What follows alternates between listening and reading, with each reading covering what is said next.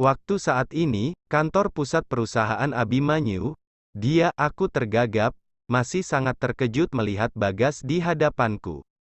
Hei, bukankah kamu? Bagas tidak kalah terkejutnya denganku. Kalian saling mengenal? Tanya Johan. Tidak iya. Ucap kami berbarengan, aku menggigit bibir bawahku. Walaupun Bagas mengenaliku, aku akan berpura-pura tidak mengenalinya. Mana yang benar? Tanya Pak Johan. Ini adalah pertama kalinya saya bertemu dengan Anda, Pak Bagas, ucapku mantap. Tapi sepertinya kita pernah bertemu dulu. Bagas masih meneliti wajahku. Banyak yang bilang wajah saya pasaran, lirihku. Benarkah? Sepertinya iya saya salah orang, ucap Bagas, namun wajahnya tidak menunjukkan bahwa dia salah mengenal orang. Aku meremas ujung kemejaku, aku tidak bisa membayangkan jika Bagas memberitahu ayahnya bahwa 6 tahun lalu aku memperkosanya. Aku dikenal sebagai gadis pintar, berprestasi dan baik hati, semua predikat yang melekat padaku akan langsung luntur jika Bagas membongkar rahasiaku. Bagas, ini Lita mulai besok akan menjadi sekretaris kamu, dia akan mengajarimu tentang perusahaan, aku harap kau memperlakukannya dengan baik, ucap Pak Johan. Lututku lemas, aku merasa seperti diperintah Pak Johan untuk masuk ke kandang singa. Oke ayah, di mana ruanganku nanti? Tanya Bagas. Di lantai 7, ruangan Bagas sudah selesai direnovasi bukan? Tanya Pak Johan padaku. Sudah Pak, lirihku. Lita, kenapa kau pucat sekali? Apa kau sakit? Tanya Bu Hanum khawatir. Tidak Bu, saya baik-baik saja, ucapku sambil menyeka keringat dingin yang mengalir di dahi. Saya percayakan anak saya sama kamu Lita, ajari dia dengan baik, ucap Pak Johan. Baik Pak, lirihku. Antarkan Bagas ke ruangannya, perintah Pak Johan. Baik Pak, Pak Bagas, mari aku meminta Bagas untuk mengikutiku. Aku menekuk wajah selama berjalan ke ruangan Bagas di lantai 7. Apakah ini adalah hari terakhir aku bekerja di Abimanyu Group? Aku tidak keberatan jika harus resign dari sini.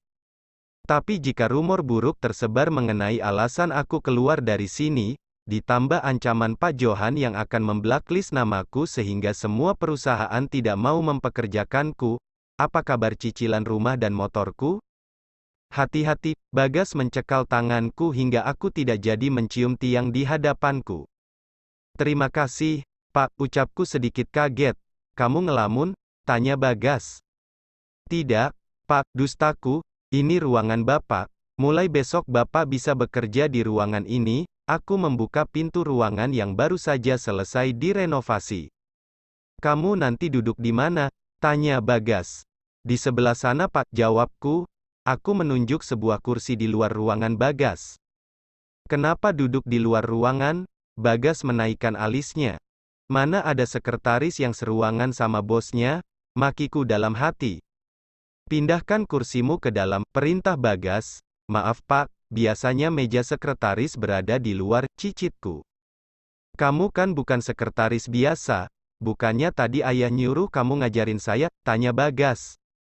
Iya Pak, ucapku. Besok beliin saya sarapan, saya mau sandwich yang dijual di toko Happy Sandwich terus saya mau susu almond yang ada di resto Milk Tasty, jangan sampai susunya entar dingin pas nyampe sini, saya gak mau tahu gimana caranya susunya tetap anget pas saya minum entar, cerocos Bagas. Besok Bapak datang jam berapa? Tanyaku. Terserah saya lah, saya bosnya, ucapnya tanpa beban. Jika saja dia bukan anak bos, sudah aku jadiin samsak hidup dari tadi? Saya nanya biar saya bisa memperkirakan saya harus beli sarapan jam berapa buat Bapak, agar susu yang Bapak pesan tetap hangat saat diminum, ucapku menahan emosi. Oh, jam 11 kayaknya, ucap Bagas, itu makan siang bukan sarapan, cibirku. Kamu bilang sesuatu? Tanya Bagas. Tidak Pak, aku menggelengkan kepala. Saya pulang dulu. Masih besok kan mulai kerjanya? Tanya Bagas. Silahkan Pak, ucapku. Aku menghela nafas panjang saat Bagas keluar dari ruangan, setidaknya dia tidak mengungkit kejadian 6 tahun yang lalu. Aku kembali ke mejaku di lantai 8, membereskan barang untuk dipindahkan ke ruangan Bagas. Mau kemana lu? Tanya Riri yang baru selesai meeting. Aku dan Riri adalah sekretaris Pak Johan. Gue ditugasin jadi sekretaris anaknya Pak Johan, lirihku. Terus yang gantiin elu siapa di sini? Tanya Riri. Mana gue tahu, aku mengangkat bahu.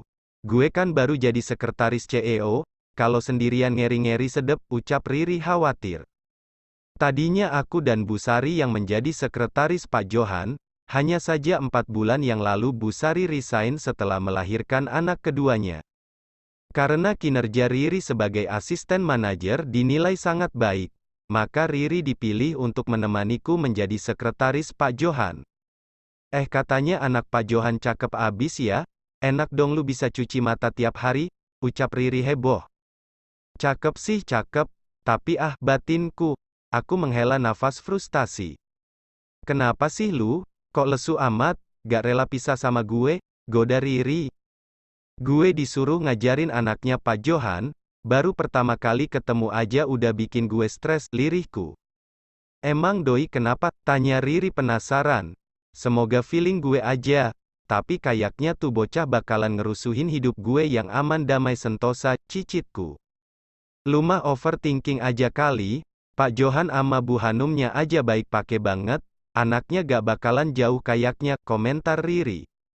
Di sok tahu, cibirku, ganteng gak anaknya? Riri menaik turunkan alisnya. Emangnya kalau ganteng kenapa? Aku mencubit lengan Riri. Bisa digebet kanta, kesempatan emas jadi mantu Abimanyu Group, kekeh Riri. Gak makasih, ucapku. Move on sayang, udah 6 tahun ngejomblo, betah amat ledek Riri. Jomblo bahagia gue, cibirku. Serah lu, ucap Riri malas. Ayo ke kantin, lapar gue, aku menarik tangan Riri. Naura melambai-lambaikan tangannya pada kami saat kami tiba di kantin, aku lihat dia sudah duduk bersama Elsa. Elsa adalah sekretaris Pak Bakir selaku Direktur Pemasaran, sedangkan Naura adalah sekretaris Bu Farah selaku Direktur Keuangan. David kemana? Tanyaku. David adalah satu-satunya sekretaris laki-laki, dia adalah sekretarisnya Pak Mansyur selaku Direktur Operasional. Meeting di luar, jawab Elsa. Gue denger lu ditugasin jadi sekretaris anaknya Pak Johan ya? Tanya Naura. Iya mbak, lirihku. Naura memang lebih senior dibandingkan denganku, usianya lebih tua dariku 3 tahun. Harusnya Mbak Naura aja yang ditugasin di sana, ucapku. Gak lah, aku kan cuman ngerti soal keuangan aja, sedangkan kamu paham semua bisnis yang ada di sini, ucap Naura. Walaupun Mbak Naura ngerti semuanya, tetap aja pasti si anak emas yang ditugasin, nyinyir Elsa. Dari dulu hubunganku dengan Elsa memang kurang baik, Naura bilang Elsa iri padaku karena karirku sangat mulus dan melesat sangat cepat. Sirik tanda tak mampu bisik Riri padaku.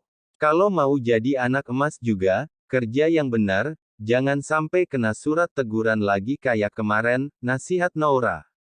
Naura memang panutanku, dia sangat sportif, dia tidak pernah nyinyir atas pencapaian seseorang jika itu memang dilakukan hasil dari kerja keras.